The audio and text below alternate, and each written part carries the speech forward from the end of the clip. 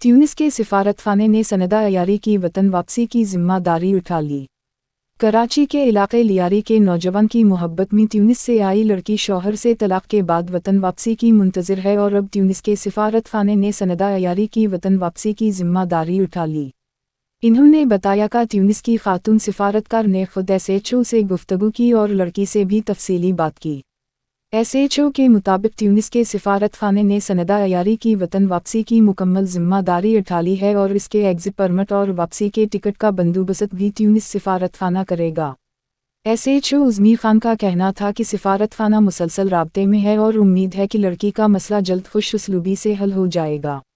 याद रहे कि ट्यूनिस की 19 साला सनदा अयारी की खड्डा मार्केट लियारी के रहायशी मोहम्मद आमिर से सोशल मीडिया पर दोस्ती हुई। मोहब्बत में मुब्तला दोनों ने शादी का फैसला किया, जिसके लिए सनदा पाकिस्तानी वीज़ा हासिल करके 28 नवंबर 2024 को कराची पहुंची थी।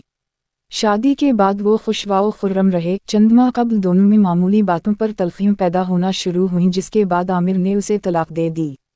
सनदा का पाकिस्तान का 90 दिन का वीज़ा फरवरी 18 को ज़ायद अलमियाद हो चुका है, जिसकी वजह से वापस अपने मुल्क जाने के लिए परेशान है और पुलिस की पनाह में मौजूद है। वनस से आने वाली लड़की सनदा अयारी के मामले पर नौजवान आमिर के अहले खाना का बयान सामने आ गया।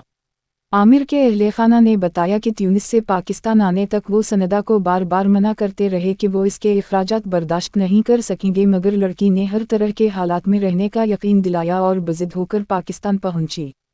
अहल खाना के मुताबिक शादी के बाद लड़की अजीब वाओ गरीब हरकत करती रही। वो बात बात पर आमिर से लड़ती, इस पर तशद्दुद करने लगी, जिससे घर का सुकून बर्बाद हो गया और बलाखिर अलहदगी पर बात ख़त्म की।